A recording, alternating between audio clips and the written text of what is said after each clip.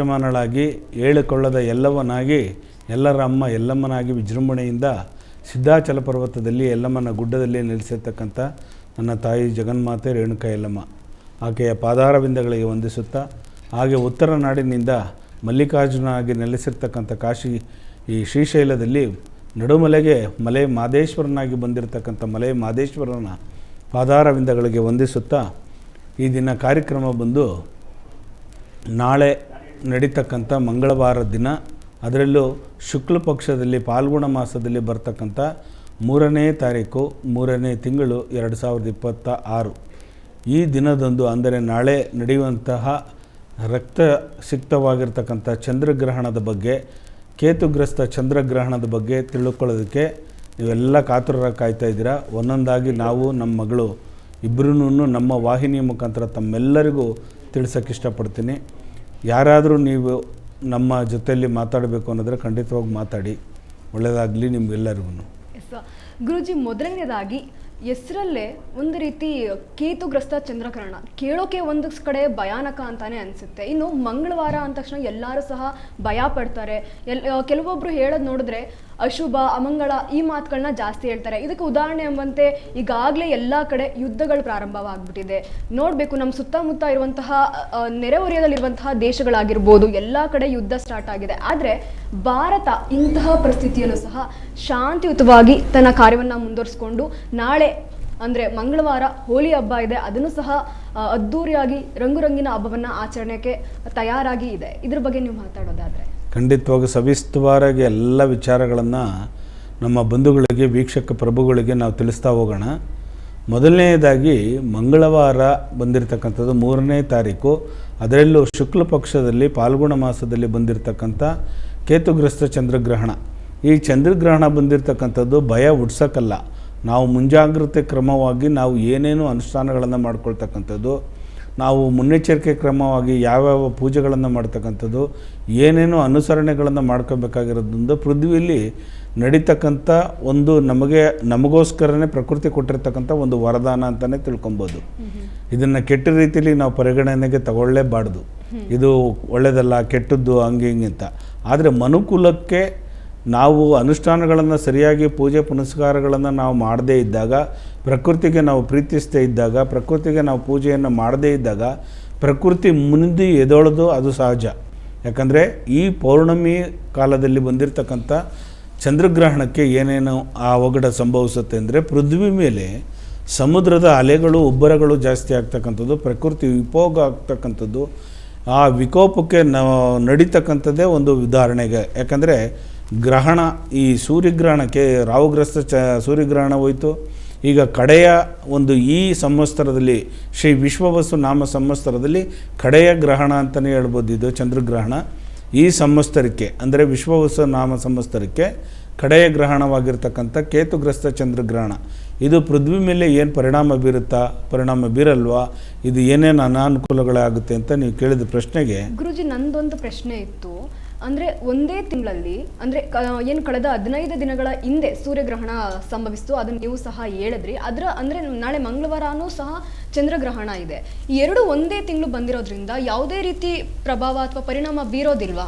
ಖಂಡಿತವಾಗೂ ಪ್ರಕೃತಿ ಮೇಲೆ ಅದು ಏರಿಳಿತಗಳು ಆಗೇ ಆಗುತ್ತೆ ಮಗನೇ. ಯಾಕಂದರೆ ಪ್ರಕೃತಿಲಿ ಇದೇ ಥರ ಆಗುತ್ತೆ ಅಂತ ಯಾರೂ ಊಹೆ ಮಾಡಿರೋಕ್ಕಾಗಲ್ಲ. ಆದರೆ ನಾವು ಮಾನವರಾಗಿರ್ತಕ್ಕಂಥವ್ರು ನೋಡಿ, ದೇವತೆಗಳಿಗೆ ಬಿಟ್ಟಿಲ್ಲ. ಆ ಶನೇಶ್ವರನಾಗಿರಲಿ, ರಾಹುಕೇತು, ಇವೆಲ್ಲ ಛಾಯಾಗ್ರಹಗಳು. ಆ ರಾಹುಕೇತು ಅಂತಕ್ಕಂಥ ಒಂದು ಗ್ರಹಗಳೇನಿದೆ ಅವು ಛಾಯಾಗ್ರಹಗಳು, ಯಾವುದೇ ಅವ್ರಿಗೆ ಹಿಡಿತದಲ್ಲಿ ಇರ್ತಕ್ಕಂಥದ್ದು ಇರಲ್ಲ. ಹಾಗಾಗಿ ಜ್ಯೋತಿಷ್ಯ ಶಾಸ್ತ್ರದ ಆಧಾರದ ಪ್ರಕಾರ ನಾವು ತಗೊಂಡಾಗ ಶಾಖವನ್ನು ಕೊಡ್ತಕ್ಕಂಥ ಸೂರ್ಯದೇವರಿಗೆ ಬಿಟ್ಟಿಲ್ಲ ರಾಹು. ಈಗ ಕೇತು ಗ್ರಹ ಬಂದು ಚಂದ್ರಗ್ರಹದ ಮೇಲೆ ಪರಿಣಾಮ ಬೀರ್ತಕ್ಕಂಥದ್ದು. ಹಾಗಾಗಿ ಮನುಕುಲದ ಮೇಲೆ ಚಂದ್ರ ಯಾರು? ಮನಸ್ಕಾರಕ ಚಂದ್ರ, ಬುದ್ಧಿಕಾರಕ, ಸಂತಾನಕಾರಕ ಅಂತ ಹೇಳ್ತದೆ. ನಾವು ಒಂದು ಹುಡುಗಿ ನೋಡಬೇಕು ಅಂದ್ರೂ ಕೂಡ ಚಂದ್ರಬಲ ತಾರಾಬಲಗಳನ್ನು ನೋಡ್ತೀವಿ. ಚಂದ್ರವನ್ನು ನಾವು ಅವನಿಗೆ ಯಾವ ಮಟ್ಟದಲ್ಲಿದೆ ಅಂತ ನೋಡ್ತೀವಿ, ಮನಸ್ಕಾರಕ ಚಂದ್ರ. ಹಾಗಾಗಿ ಈ ಚಂದ್ರನಿಗೆ ಗ್ರಹಣವನ್ನು ಹಿಡಿದಾದ್ಮೇಲೆ ಇನ್ನು ಮನುಕುಲಕ್ಕೆ ಬಿಡುತ್ತಾ, ಇನ್ನು ಪೃಥ್ವಿ ಮೇಲೆ ಎಷ್ಟು ಪರಿಣಾಮ ಬೀರುತ್ತೆ ಅಂದರೆ ಪ್ರಕೃತಿ ವಿಕೋಪಗಳು ನಡೀತಕ್ಕಂಥದ್ದು ಜಾಸ್ತಿ ಆಗುತ್ತೆ, ಸಮುದ್ರದ ಅಬ್ಬರಗಳು ಜಾಸ್ತಿ ಆಗುತ್ತೆ, ಸುನಾಮಿಗಳು ಎದ್ದೇಳ್ತಕ್ಕಂಥದ್ದು, ಪ್ರಕೃತಿ ಮೇಲೆ ಪರಿಣಾಮವನ್ನು ಬೀರ್ತಕ್ಕಂಥದ್ದು ಜಾಸ್ತಿ ಆಗುತ್ತೆ. ಇನ್ನೊಂದು ವಿಚಾರ ಏನಪ್ಪ ಅಂತಂದರೆ ಈ ಯುದ್ಧದ ಕಾರ್ಮೋಡಗಳು ಜಾಸ್ತಿಯಾಗಿ ಏನು ಹೇಳುತ್ತೆ ಶಾಸ್ತ್ರ ಅಂತಂದರೆ ಜ್ಯೋತಿಷ್ಯ ಶಾಸ್ತ್ರ, ಈ ಒಂದು ಪೃಥ್ವಿ ಒಳಗಡೆ ಅಂದರೆ ಇಡೀ ಪ್ರಪಂಚದಾದ್ಯಂತ ಒಂದು ಕಂಟ್ರಿನೇ ಇರಲ್ಲ, ಒಂದು ದೇಶನೇ ಇರಲ್ಲ ಅಂತ ಹೇಳುತ್ತೆ ಶಾಸ್ತ್ರ. ಅಂದರೆ ಭೂಪಟದಿಂದನೇ ಮರೆಯಾಗೋಗುತ್ತೆ ಅಂತ ಹೇಳುತ್ತೆ. ಅಂಥ ಒಂದು ಪ್ರಕೃತಿ ವಿಕೋಪ ನಡೀತಕ್ಕಂಥದ್ದು. ಆದರೆ ನಮ್ಮ ಭರತಖಂಡದಲ್ಲಿ ನಾವು ಮಾಡ್ತಕ್ಕಂಥ ಪೂಜೆ ಇದೆಯಲ್ಲ, ನಮ್ಮ ಸನಾತನ ಧರ್ಮ ಪಾಶ್ಚಿಮಾತ್ಯ ರಾಷ್ಟ್ರಗಳಲ್ಲೂ ಕೂಡ ತುಂಬ ಪ್ರೀತಿಸ್ತಾ ಇರ್ತಾರೆ. ನಮ್ಮ ಭರತಖಂಡಕ್ಕೆ ನೋಡಿ, ಉದಾಹರಣೆಗೆ ಪ್ರತಿದಿನವೂ ಹಬ್ಬ, ನಮ್ಮಲ್ಲಿ ಪ್ರತಿದಿನವೂ ಪೂಜೆ ಇದೆ, ಪ್ರತಿದಿನವೂ ಹಬ್ಬ. ಅದೇ ಪಾಶ್ಚಿಮಾತ್ಯ ರಾಷ್ಟ್ರಗಳಲ್ಲಿ ತಗೊಂಡಾಗ ವರ್ಷಕ್ಕೆ 2 ಹಬ್ಬ ಇಲ್ಲ 1 ಹಬ್ಬ ಮಾಡ್ತಾರೆ. ಯಾಕೆ? ಅವ್ರಿಗೆ ಆ ನಂಬಿಕೆ ಇಲ್ಲ. ನಮ್ಮ ಸನಾತನ ಧರ್ಮದಲ್ಲಿ ಅಷ್ಟು ಶಕ್ತಿ ಇದೆ, ಅಷ್ಟು ಚೈತನ್ಯ ಇದೆ. ನಮ್ಮ ಪೃಥ್ವಿಯನ್ನು, ನಮ್ಮ ಭರತಖಂಡವನ್ನು ಎಲ್ಲರೂ ಪ್ರೀತಿಸ್ತಾರೆ. ಈಗ ಈ ನಮ್ಮ ಒಂದು ಸನಾತನ ಧರ್ಮವನ್ನು ಪೂಜೆಯನ್ನು ಮಾಡಿ ಎಲ್ಲರೂ ಇವಾಗ ಅದಕ್ಕೆ ಭಾಗಿಯಾಗ್ತಾ ಇದ್ದಾರೆ. ಇವನು ಉದಾಹರಣೆಗೆ ತಗೊಳ್ಳಿ, ಅಯೋಧ್ಯೆಯಲ್ಲಿ ಶ್ರೀರಾಮನ ಪ್ರತಿಷ್ಠಾಪನೆ ಮಾಡಿದ್ರಲ್ಲೇ ಅರಬ್ ಕಂಟ್ರಿಯವರೆಲ್ಲ ಬಂದು ಚಿನ್ನವನ್ನು ದಾನವಾಗಿ ಕೊಡ್ತಕ್ಕಂಥದ್ದು, ಪೂಜೆ ಪುನಸ್ಕಾರಗಳಲ್ಲಿ ಭಾಗಿಯಾಗ್ತಕ್ಕಂಥದ್ದು, ಶ್ರೀಕೃಷ್ಣನ ನಾಮಾಮೃತಗಳನ್ನು ಮಾಡ್ತಕ್ಕಂಥದ್ದು, ಭಗವದ್ಗೀತೆಯನ್ನು ಪಾರಾಯಣ ಮಾಡ್ತಕ್ಕಂಥದ್ದು. ಪಾಶ್ಚಿಮಾತ್ಯ ರಾಷ್ಟ್ರಗಳಲ್ಲಿ ಎಷ್ಟು ಬದಲಾವಣೆಗಳಾಗ್ತಿದೆ. ಈ ರೀತಿ ನಮ್ಮ ಸನಾತನ ಧರ್ಮದಲ್ಲಿ ಬದಲಾವಣೆಗಳು ಬಂದಾಗ ಪ್ರಕೃತಿ ಮೇಲೆ ಅದು ಪ್ರೀತಿ ಹುಟ್ಟುತ್ತೆ, ಪ್ರಕೃತಿ ಶಾಂತ ರೀತಿಯಿಂದ ಇರುತ್ತೆ. ಅದರಿಂದನೇ ನಮ್ಮ ಭರತಖಂಡ ಇಷ್ಟು ಶಾಂತಿ ರೀತಿಯಿಂದಿರೋದು, ಸಮಾನತೆ ಇರತಕ್ಕಂಥದ್ದು. ಎಲ್ಲ ಜಾತಿ ವರ್ಗದವ್ರಿಗೂ ಕೂಡ ಇಲ್ಲಿ ಹೊಟ್ಟೆಗೆ ಹಾಕ್ಕೊಂಡು ಆ ಭಾರತಾಂಬೆ ನಮ್ಮನ್ನು ಕಾಪಾಡ್ತಾ ಇದ್ದಾಳೆ. ಯಾಕಂದರೆ ನಾವು ಕೊಡ್ತಕ್ಕಂಥ ಪ್ರೀತಿ, ಇವಾಗ ನಾವೇನಾದರೂ ಪ್ರಕೃತಿಗೆ ಪ್ರೀತಿಯನ್ನು ಕೊಟ್ಟಾಗ ಪ್ರಕೃತಿ ನಮಗೆ ಅದನ್ನು ಸುಖವಾಗಿ ಚೆನ್ನಾಗಿ ನೋಡುತ್ತೆ. ಎಸ್ ಗುರುಜಿ, ಒಂದು ಕರೆ ಇದೆ ಚಂದ್ರಗ್ರಹಣದ ಬಗ್ಗೆ ಮಾತಾಡೋಣ. ಹಲೋ ಹಲೋ ಹಲೋ, ನಮ್ಮ ಧ್ವನಿ ಕೇಳಿಸ್ತಾ ಇದೆಯಪ್ಪ? ಹಲೋ ಹಲೋ, ಕೇಳಿಸ್ತಾ ಇದೆಯಾ? ಹಲೋ, ನಮಸ್ತೆ ಮೇಡಮ್. ದಯವಿಟ್ಟು ಟಿವಿ ನೋಡ್ಕೊಂಡು ಮಾತಾಡ್ಬಿಡಿ, ನೇರವಾಗಿ ಮಾತಾಡಿ. ಹಲೋ, ನಮಸ್ತೆ ಗುರುಗಳೇ. ಕೇಳಿಸ್ತಾ ಇದೆಯಾ? ಕೇಳಿಸ್ತಿದೆಯಾ ಗುರುಗಳೇ? ಹಲೋ, ಕೇಳಿಸ್ತಾ ಇದೆಯಾ? ಹಲೋ, ಸರಿ, ಮೋಸ್ಟ್ಲಿ ನೆಟ್ವರ್ಕ್ ಏನಾದ್ರು ಪ್ರಾಬ್ಲಮ್ ಆಗಿರ್ಬೋದು. ಮತ್ತೊಂದ್ಸಲಿ ಟ್ರೈ ಮಾಡಿ, ಅವಾಗ ಕನೆಕ್ಟ್ ಆಗೇ ಆಗುತ್ತೆ. ಹಲೋ ಹಲೋ ಹಲೋ, ಕೇಳಿಸ್ತಾ ಇದೆಯಾ? ಹಲೋ ಹಲೋ, ಗುರುಗಳೇ ಕರೆ ಕಟ್ಟಾಗಿದೆ. ಮತ್ತು ನೀವು ಮಾತಾಡ್ತಾ ಇದ್ರಿ ಗ್ರಹಣದ ಒಂದಷ್ಟು ಪ್ರಭಾವ. ಖಂಡಿತ ನಮ್ಮ ಸನಾತನ ಧರ್ಮದಲ್ಲಿ ವಿಶೇಷವಾಗಿರ್ತಕ್ಕಂಥ ನೋಡಿ, ಈ ಕೇತುಗ್ರಸ್ತರ ಚಂದ್ರಗ್ರಹಣ ಬಂದಿರತಕ್ಕಂಥದ್ದು ನೀವು ಭಯ ಪಡಬೇಕಾಗಿರ್ತಕ್ಕಂಥದ್ದು ಏನಿಲ್ಲ. ನೀವು ಅನುಷ್ಠಾನಗಳನ್ನು ಜಾಸ್ತಿ ಜಪತಪಗಳನ್ನು ಮಾಡ್ತಕ್ಕಂಥದ್ದು, ಹೋಮ ಹವನಾದಿಗಳನ್ನು ಮಾಡ್ತಕ್ಕಂಥದ್ದು, ಶಿವನ ನಾಮಾಮೃತವನ್ನು ಪಾರಾಯಣ ಮಾಡ್ತಕ್ಕಂಥದ್ದು, ವಿಷ್ಣು ಪಾರಾಯಣ ಮಾಡ್ತಕ್ಕಂಥದ್ದು, ಲಲಿತ ಸಹಸ್ರನಾಮವನ್ನು ಪಾರಾಯಣ ಮಾಡ್ತಕ್ಕಂಥದ್ದು, ಗಾಯತ್ರಿ ಮಂತ್ರವನ್ನು ಪಠನೆ ಮಾಡ್ತಕ್ಕಂಥದ್ದು ಮಾಡಿ ಖಂಡಿತವಾಗೂ ನಿಮಗೆ ತುಂಬ ಚೆನ್ನಾಗಾಗುತ್ತೆ.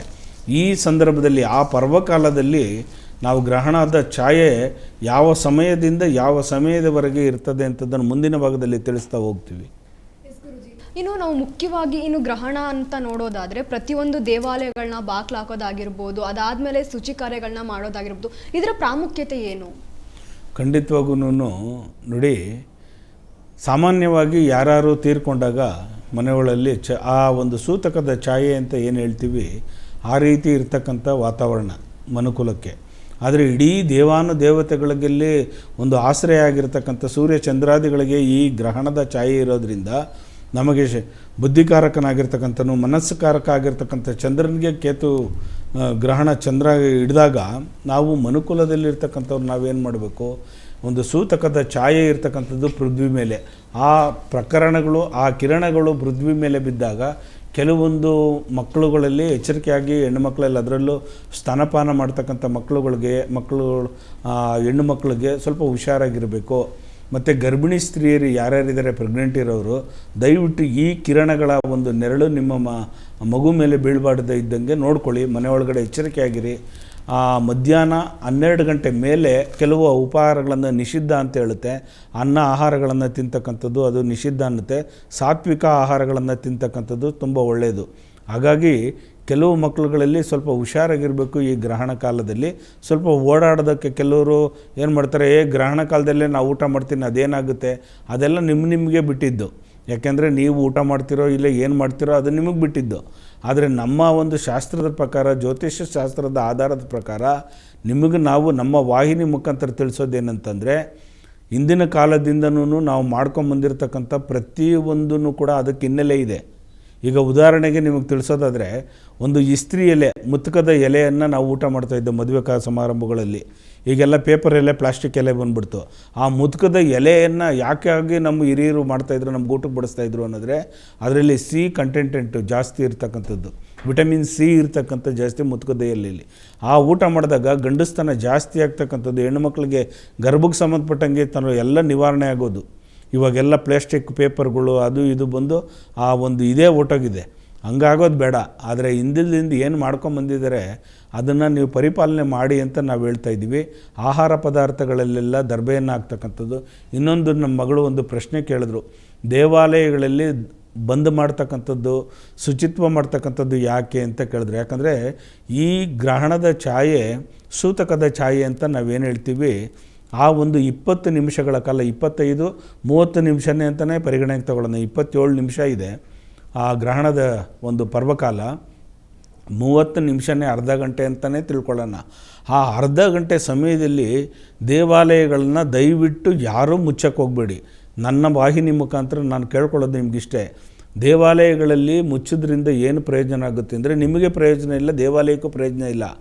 ಅಂಥ ಒಂದು ಪರ್ವಕಾಲದಲ್ಲಿ ಯಾರು ಪ್ರಧಾನ ಅರ್ಚಕರು ಯಾರಿದ್ದೀರಿ, ಸ್ವಾಮೀಜಿಗಳು ಯಾರಿದ್ದೀರಿ, ಗುರುಗಳು ಯಾರಿದ್ದೀರಿ, ನೀವು ಜಪತಪಗಳನ್ನು ಮಾಡಿ, ಹೋಮ ಹವನಾದಿಗಳನ್ನು ಮಾಡಿ, ಯಜ್ಞ ಯಾಗಾದಿಗಳನ್ನು ಮಾಡಿ, ಹವಿಸ್ಸನ್ನು ಕೊಡಿ, ಜಪ ತಪಗಳನ್ನು ಮಾಡಿ, ಎಂದರು ಲಲಿತ ಪಾರಾಯಣವನ್ನು ಮಾಡಿ, ಶಿವನ ರುದ್ರಾಂಶವಾಗಿರ್ತಕ್ಕಂಥ ಪಠನೆಯನ್ನು ಮಾಡಿ, ಶ್ರೀಕೃಷ್ಣನ ನಾಮಾಮೃತವನ್ನು ಕೇಳಿ, ಭಗವದ್ಗೀತೆಯನ್ನು ಪಾರಾಯಣ ಮಾಡಿ, ಹೈಗ್ರೀವನ ಉಪಾಸನೆ ಮಾಡಿ, ಇದೆಲ್ಲ ನಿಮ್ಮ ಕುಲದೇವರುಗಳನ್ನು ಒಂದು ಮನಸ್ಸಲ್ಲಿ ಇಟ್ಕೊಂಡು ಒಂದು ಧ್ಯಾನವನ್ನು ಮಾಡಿದಾಗ ಸಿದ್ಧಿಯಾಗುತ್ತೆ. ಈ ಆಕಾಶಕಾಯದಲ್ಲಿ ಏನಿರ್ತದೆ ಸೋಲೋ ಅದು ನಿಮ್ಮ ದೇಹದಲ್ಲಿ ಅಡಕವಾಗುತ್ತೆ. ನೀವು ಯಾರಿಗಾರು ಒಬ್ರಿಗೆ ಆಶೀರ್ವಾದ ಕೊಟ್ಟರು ಅದು ವರವಾಗಿ ಪರಿಣಾಮ ಆಗುತ್ತೆ. ನಿಮ್ಮಲ್ಲೇ ಆ ಶಕ್ತಿ ತಗೊಳ್ಳದೇ ಇದ್ದಾಗ ಇಂಥ ಒಂದು ಪರಿಪೂರ್ಣವಾಗಿರ್ತಕ್ಕಂಥ ಒಂದು ಕ್ಷಣ, ಒಂದು ಸೆಕೆಂಡು ಮತ್ತೆ ಎಂದೂ ಸಿಗಲ್ಲ ನಿಮಗೆ, ಇನ್ನು ವರ್ಷದಾದ್ಯಂತ ಸಿಗಲ್ಲ ನಿಮಗೆ. ಆವಾಗ ಬರುತ್ತೆ ಸೂರ್ಯಗ್ರಹಣ, ಚಂದ್ರಗ್ರಹಣ ಮುಂದಿನ ಒಂದು ಸಂವತ್ಸರದಲ್ಲಿ ಬರ್ತಕ್ಕಂಥದ್ದು. ಆದರೂ ನಮ್ಮ ಭರತಖಂಡ ಕಾಣಿಸ್ಕೊಳ್ಳಲ್ಲ ಎರಡು ಗ್ರಹಣಗಳು ಕೂಡ. ಆದ್ದರಿಂದ ಇದು ಸಿಕ್ಕಿರ್ತಕ್ಕಂಥದ್ದು ಒಂದು ಪರ್ವಕಾಲ, ಅಮೃತ ಗಳಿಗೆ ಅಂತಲೇ ತಿಳ್ಕೊಂಡು ನೀವೆಲ್ಲರೂ ಕೂಡ ನನ್ನ ಸಹೋದ್ಯೋಗಿಗಳು ಯಾರ್ಯಾರಿದ್ದೀರಿ ದೇವಾಲಯದಲ್ಲಿ, ನೀವೆಲ್ಲ ಆ ಜಪತಪಗಳನ್ನು ನಿರತರಾಗಿ, ಆಮೇಲೆ ಗ್ರಹಣ ಬಿಟ್ಟಿದ ನಂತರ ನೀವು ಸ್ನಾನಗಳನ್ನು ಮಾಡ್ತಕ್ಕಂಥದ್ದು, ಸಂಧ್ಯಾ ವಂದನೆಗಳನ್ನು ಮಾಡ್ತಕ್ಕಂಥದ್ದು, ಅರ್ಘ್ಯ ಕೊಡ್ತಕ್ಕಂಥದ್ದು, ಸೂರ್ಯದೇವರಿಗೆ ಚಂದ್ರನಿಗೆ ಅರ್ಘ್ಯವನ್ನು ಕೊಟ್ಟು ದರ್ಬೆಗಳನ್ನು ಎಲ್ಲ ಇಟ್ಟಿರ್ತೀರಿ, ಅದೆಲ್ಲ ತೆಗೆದು ರಿಮೂವ್ ಮಾಡಿ ವಿಶೇಷವಾಗಿ ಅಭಿಷೇಕಗಳನ್ನು ಮಾಡ್ತಕ್ಕಂಥದ್ದು, ದೇವಾಲಯಗಳನ್ನು ತೊಳಿತಕ್ಕಂಥದ್ದು, ಸಣ್ಣ ಸಣ್ಣ ಪಾತ್ರೆಗಳಿದ್ದರೂ ಮನೆಯಲ್ಲಿ ಕಳಶಗಳನ್ನು ತೊಳೆದು ಪ್ರತಿಷ್ಠಾಪನೆ ಮಾಡ್ತಕ್ಕಂಥದ್ದು, ಇದೆಲ್ಲ ಮಾಡಿಕೊಂಡಾಗ ಖಂಡಿತವಾಗೂ ನಿಮಗೆ ಮನೆಗಳಲ್ಲಿ ತುಂಬ ಸುಖದಾಯಕವಾಗಿರ್ತಕ್ಕಂಥ ವಾತಾವರಣ ಸೃಷ್ಟಿಯಾಗುತ್ತೆ. ಖಂಡಿತವಾಗೂ ನೀವೆಲ್ಲ ಚೆನ್ನಾಗಿರ್ತೀರ. ಹೇಳಿದ್ರಿ ಏನು ಯಾವುದೇ ದೇವಸ್ಥಾನದ ಬಾಗಿಲನ್ನು ಮುಚ್ಚಬೇಡಿ ಅಂತ. ಆದರೆ ಎಷ್ಟೋ ಪುಣ್ಯಕ್ಷೇತ್ರಗಳಲ್ಲಿ ಈಗಾಗಲೇ ಬಾಗಿಲನ್ನು ಮುಚ್ತೀವಿ, ಸಂಜೆ 7 ಗಂಟೆ ನಂತರನೇ ಬಾಗಿಲು ತೆಗೆಯೋದು ಅಂತ ಹೇಳಿದ್ದಾರೆ. ಈಗ ಉದಾಹರಣೆಗೆ ಸೂಕ್ಷ್ಮವಾಗಿ ಅರ್ಥ ಮಾಡ್ಕೊಂಬಗ್ನೆ, ಮನೆಯಲ್ಲಿ ಯಾವುದಾದ್ರು ಒಬ್ಬರು ಹಿರಿಯರಾಗಲಿ ಯಾರೊಬ್ಬರು ತೀರ್ಕೊಂಡಿರ್ತಾರೆ ಅಂದ್ಕೊಳ್ಳಿ, ಇಲ್ಲ ಏನಾರು ಅನಾಹುತ ಆಗಿರುತ್ತದೆ ಅಂತ ತಿಳ್ಕೊಳ್ಳಿ, ಇಲ್ಲ ಕಾಯಿಲೆ ಬಿದ್ದು ಬೆಡ್ ರಿಟರ್ನ್ ಆಗಿರ್ತಾರೆ ಅಂದ್ಕೊಳ್ಳಿ. ನೀನು ಬಾಕ್ಲು ಹಾಕೊಂಡು ಹೊಂಟೋಗ್ಬಿಟ್ರೆ ಅವ್ರು ಬೆಡ್ ರಿಟರ್ನ್ ಆಗಿರೋರು ಅವ್ರು ನೋಡೋರು ಯಾರು ಇರಲ್ಲ. ಅವ್ರಿಗೆ ಎಚ್ಚರಿಕೆಯಾಗಿ ಬಾಕ್ಲು ತಕ್ಕೊಂಡು ಅವ್ರಿಗೆ ಉಸಿರಾಡ್ತಾ ಇದ್ದಾರಾ, ಚೆನ್ನಾಗಿದ್ದಾರಾ, ಅವ್ರಿಗೆ ಊಟ ಕೊಡಬೇಕಾ, ನೀರು ಕೊಡಬೇಕಂತ ಒಂದು ಉದಾಹರಣೆಗೆ ನಾವು ನೋಡ್ತೀವಿ. ಅಂಥದ್ದು ಈ ಗ್ರಹಣ ಕಾಲದಲ್ಲಿ, ಚಂದ್ರಗ್ರಹಣ ಕಾಲದಲ್ಲಿ ಸಣ್ಣದಾಗಿ ಉದಾಹರಣೆ ಕೊಡೋದು ನಾನು ನಿಮಗೆ.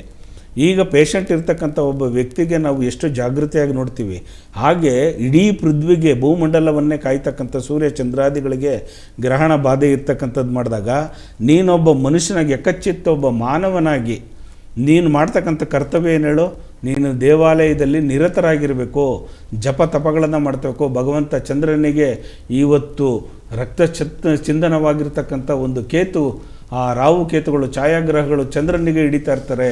ಚಂದ್ರ ಯಾರು? ಮನಸ್ಕಾರಕ ಚಂದ್ರ, ಪುತ್ರಕಾರಕ ಚಂದ್ರ. ನಾವು ಮನಸ್ಸು ಮಾಡಿದ್ರೆ ಚಂದ್ರನ ಆಶೀರ್ವಾದ ಇತ್ತು ಅಂದರೆ ರಾಜ್ಯವನ್ನು ಆಳ್ತಕ್ಕಂಥ ಯೋಗ ಫಲ ಜಾಸ್ತಿ, ಏನೇನು ಕೊಡ್ತಾನೆ ವರದಾನ. ಅಂಥ ಒಂದು ಚಂದ್ರನಿಗೆ ಕೇತುಗ್ರಸ್ತ ಚಂದ್ರಗ್ರಹಣ ಆಗಿರೋದ್ರಿಂದ ನೀನು ಮಾನವನಾಗಿ ಮಾಡ್ತಕ್ಕಂಥ ಆ ಒಂದು ಅರ್ಧ ಗಂಟೆ ಸಮಯ ಒಂದು ಮೀಸಲಾಗಿಡೋಕ್ಕಾಗಲ್ವಾ? ದೇವಾಲಯನ ತೆಗೆದುಬಿಟ್ಟು ಒಂದು ಪೂಜೆ ಪುನಸ್ಕಾರಗಳಲ್ಲಿ ಭಾಗಿಯಾಗಿ ದೇವರ ಮುಂದೆ ಕೂತ್ಕೊಂಡು ಪ್ರಾರ್ಥನೆಯನ್ನು ಮಾಡಿ, ನಮ್ಮ ಈ ಭರತಖಂಡಕ್ಕೆ ನಮಗೆ ಒಳ್ಳೆಯದಾಗಲಿ, ಇಡೀ ಮನುಕುಲನೇ ಚೆನ್ನಾಗಿರಲಿ ಅಂತ ಯಾಕೆ ಪ್ರಾರ್ಥನೆ ಮಾಡಬಾರ್ದು? ನೀನು ಬಾಕ್ಲು ಹಾಕ್ಕೊಂಡು ದೇವಾಲಯಕ್ಕೆ ನೀನು ಮನೆಗೆ ಹೋಗ್ಬಿಟ್ಟು ನೀನು ಆರಾಮಾಗಿ ಕೂತ್ಕೊಂಡ್ರೆ ಅದ್ರ ಪ್ರಯೋಜನ ಏನು ಬಂತು? ನಾಳೆ ದಿನ ನೀವೇ ಅದನ್ನು ಪರಿಣಾಮವನ್ನು ಎದುರಿಸಬೇಕಾಗುತ್ತೆ. ಯಾಕೆ ಅಂತಂದರೆ ಗ್ರಹಣದಲ್ಲಿ ಪ್ರಕೃತಿಯಲ್ಲಿ ನಡೀತಕ್ಕಂಥ ಪ್ರತಿಯೊಂದು ಘಟನೆಗೂ ಕೂಡ ಮನುಕುಲಕ್ಕೆ ಅನುಕೂಲವಾಗ್ತಕ್ಕಂಥದ್ದೇ ಜಾಸ್ತಿ ಆಗುತ್ತೆ ಹೊರತು ಪ್ರಕೃತಿ ಯಾವತ್ತೂ ಮನುಕುಲಕ್ಕೆ ಕೆಡಕನ್ನು ಮಾಡಲ್ಲ, ಒಳ್ಳೆಯದನ್ನೇ ಮಾಡ್ತಾ ಬರ್ತಾರೆ. ಆದರೆ ಮಾನವರು ನಾವು ಪ್ರಕೃತಿಯನ್ನು ಹಾಳು ಮಾಡ್ತಾ ಇದ್ದೀವಿ, ಪ್ರಕೃತಿ ವಿರುದ್ಧವಾಗಿ ನಡ್ಕೊತಾ ಇದ್ದೀವಿ. ಕೆಲವೊಂದು ಏನು ಮಾಡ್ತೀವಿ, ಬೆಂಕಿ ಇಕ್ತೀವಿ ಕಾಡುಗಳಿಗೆ, ಆ ಗಿಡ ಮರಗಳಿಗೆಲ್ಲ ಸುಟ್ಟಾಕ್ತೀವಿ. ಪ್ರಾಣಿ ಪಕ್ಷಿಗಳಿಗೆ ಊಟ ಹಾಕಲ್ಲ ಸರಿಯಾಗಿ, ಅವೆಲ್ಲ ಕಾಡಿನಿಂದ ಇರ್ತಕ್ಕಂಥ ನಾಡಿಗೆ ಬರ್ತವೆ. ಯಾಕೆ? ಮನುಷ್ಯನ ಮೇಲೆ ಅಟ್ಯಾಕ್ ಮಾಡ್ತವೆ. ಪ್ರಕೃತಿಯನ್ನು ವಿರುದ್ಧವಾಗಿ ನಡ್ಕೊಂಡಾಗ ಅದೇನಾಗುತ್ತೆ, ಇವಾಗ ಅಲ್ಲಿ ಬೆಂಕಿ ಇಕ್ಕಿದಾಗ ಅದು ಸಾಮಾನ್ಯವಾಗಿ ಪ್ರಾಣಿಗಳೆಲ್ಲ ನಾಡಿಗೆ ಬರ್ತವೆ. ಅವಾಗ ಯಾರು ಮನುಕುಲ ಮೇಲೇ ತೊಂದರೆ ಆಗ್ತಕ್ಕಂಥದ್ದು ಎಷ್ಟೋ ಅವಘಡಗಳು ನಡೆದಿದೆ.